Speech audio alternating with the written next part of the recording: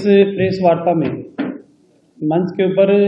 Media के प्रदेश संयोजक सम्मान्य प्रमोद जी, उपस्थित सभी मीडिया से पधारे हुए मित्रगण, आज की ये प्रेस एक विशेष महत्व को ध्यान में रखते हुए बुलाई गई है और विशेष महत्व इस बात का है कि आज़ादी के समय एक लोकतांत्रिक व्यवस्था इस देश के अंदर लागू हुई और आप सबको विदित है कि लोकतांत्रिक व्यवस्था के अंदर तीन स्तंभ, जिसमें व्यवस्थापिका कानून बनाने का काम करेगी, कार्यपालिका उस कानून को क्रियान्वित करने का काम करेगी और न्यायपालिका उस कानून की समीक्षा करेगी कि जो व्यवस्थापिका ने जो कानून बनाए हैं उसकी पालना हो रही है नहीं हो रही है, या उस कानून की अवहेलना हो रही है, या उस कानून की अवहेलना करने वाले को कानून के दायरे में उसको सजा का प्रावधान भी निहित किया गया कि न्यायपालिका सजा दे सकती है। लेकिन दुर्भाग्य इस बात का कि राजस्थान प्रदेश की राजनीति के अंदर वर्तमान के इस दौर के अंदर अपनी सस्ती लोकप्रियता प्राप्त करने के लिए, सोशल मीडिया के ऊपर अपने फॉलोवर्स बढ़ाने के लिए राजनीतिक क्षेत्र में काम करने वाले लोग भी इस तरीके की बयानबाजी करते हैं जो कानून सम्मत नहीं है, व्यावहारिक नहीं है, नीतिगत नहीं है, नैतिकता के अनुकूल नहीं है और यहाँ तक कि मानवता के अनुकूल भी नहीं है। ये बात बिल्कुल सत्य है कि राजनीतिक क्षेत्र के अंदर जनता के मुद्दों को लेकर सरकार का ध्यान दिलाना राजनीतिक व्यक्ति का नैतिक धर्म है। राजनीति के अंदर जनता के मुद्दों के लिए संघर्ष करना यह भी नितांत आवश्यक है, लेकिन राजनीतिक मुद्दों के आधार के ऊपर सिर्फ अपनी सस्ती लोकप्रियता प्राप्त करना ये कतई उचित नहीं है। विगत दिनों के अंदर 4 घटनाएं ऐसी घटित हुई जो राजनीति को शर्मसार करने वाली घटनाएं, जिनको हम कह सकते हैं या जिनको हम ये भी कह सकते हैं कि राजनीति में इस तरीके का चरित्र कोई सहन नहीं करता, कोई बर्दाश्त नहीं करता। क्योंकि वर्तमान में प्रदेश के अंदर कार्यपालिका का काम करने वाले कोई विदेशों से आया हुआ व्यक्ति नहीं है, या कार्यपालिका का काम करने वाला किसी के प्रति कोई द्वेषता भाव रखकर अपने कार्य को अंजाम देने वाला भी नहीं है। वह अपने कर्तव्यों का पालन करता रहे और अन्य राजनेता उस व्यक्ति के कार्य में व्यवधान पैदा करे, उस व्यक्ति को सार्वजनिक स्थान के ऊपर ऐसे लज्जित करने का काम करे जो कोई भी व्यक्ति उसको बर्दाश्त नहीं करता। मैं चारों घटनाओं का जिक्र करूंगा। किसी सार्वजनिक मुद्दे को लेकर जन भावनाएं अगर उस सार्वजनिक मुद्दे से जुड़ी हुई है तो निश्चित रूप से नेता को अपना पक्ष प्रशासन के सामने भी और सरकार के सामने भी रखने की नैतिक जिम्मेदारी है, रखना भी चाहिए। लेकिन उस सार्वजनिक मुद्दे को कानून हाथ में लेते हुए बाड़मेर के किसी जनप्रतिनिधि के द्वारा इस तरीके का कृत्य करना कि कानून को बाधा पैदा करें और बाधा पैदा करने के बाद में सोशल मीडिया के ऊपर उसकी रील जारी करके और अधिकारियों को मनोबल को डाउन करने का काम करें, ये उचित नहीं है। नागौर के नेताजी के द्वारा ये कहना कि वो तो एक ही थप्पड़ मारी है, मैं होता तो 4 मारता।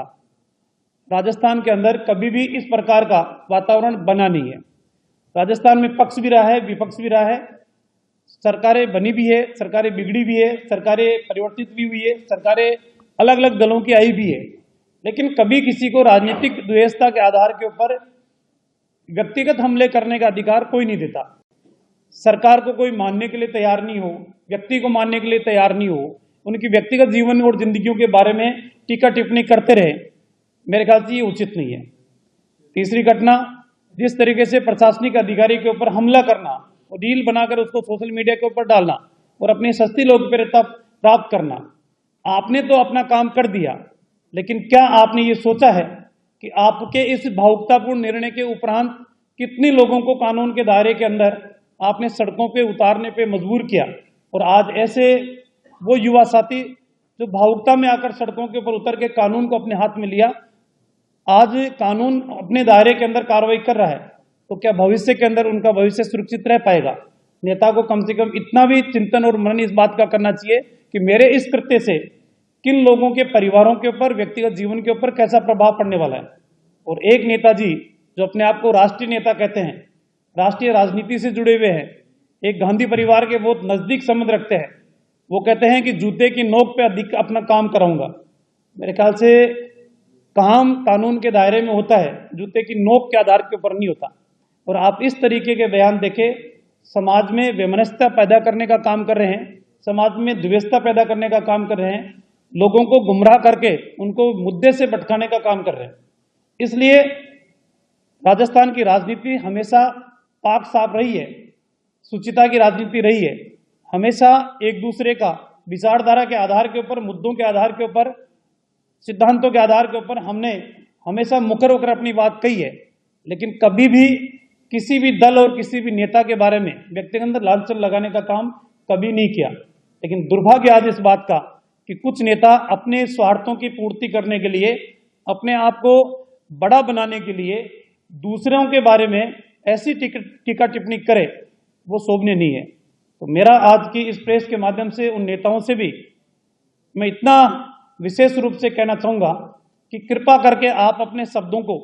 मर्यादा के अंदर कहें तो वो ज़्यादा ठीक रहेगा। मर्यादाओं से बाहर जाकर निकलने की कोशिश करोगे तो समाज उसको स्वीकार नहीं करेगा, और जिनके बारे में आप टीका टिप्पणी कर रहे हैं वो भी कभी स्वीकार नहीं करेंगे। कानून के दायरे के अंदर सबको जीने का अधिकार है, सबको अपनी बात कहने का अधिकार है, विचारों की अभिव्यक्ति करने का अधिकार है। लेकिन विचारों की अभिव्यक्ति आप बिना किसी तथ्य के आधार पर करें, बिना किसी मुद्दे के आधार पर करें, बिना किसी साक्ष्य के आधार के ऊपर करें, और एक सनसनी पैदा करने के लिए किसी के ऊपर किसी प्रकार का बयान आप दें, ये उचित नहीं है। मुझे पूरा विश्वास है कि मीडिया के माध्यम से मेरी बात राजस्थान की आम जनता तक भी पहुंचेगी और उन नेताओं के ऊपर जरूर पहुंचेगी जिन नेताओं के बयानों की वजह से प्रदेश के अंदर आपसी भाईचारा और आपसी सौहार्द बिगाड़ने की स्थिति के अंदर है। कृपा करके उन लोगों से भी मैं निवेदन करना चाहूँगा कि नेताओं के उन भाषणों के अंदर, उन बातों के अंदर, उन नारों के अंदर आप अपने आप को कानून के दायरे में रहकर ही अपना जीवन यापन करें। कानून से बाहर निकलकर आप कोई कृत्य ऐसा करोगे तो उसका खामियाजा भी आपको भुगतना पड़ेगा। इसलिए मेरा निवेदन है कि व्यक्तिगत जीवन में हम आदर्शता के आधार के ऊपर, व्यवहारिकता के आधार पे, और जो दूसरों के व्यवहार को अपने पक्ष के अंदर जैसा आप सोचते हैं वैसा ही व्यवहार आप दूसरों के साथ भी करें तो मेरे ख्याल से ज़्यादा बेहतर रहेगा। मैंने अपनी बात कह दी, यदि आपका कोई बात हो या विषय हो तो आप रख सकते हैं। देखिए, राजनीति समय की होती है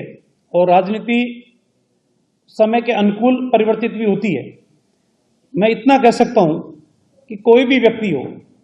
यदि राजनीति के अंदर लंबा जीवन यापन करना है तो आप उस रास्ते को मत अपनाइए जो रास्ता आगे जाकर बंद होता हो,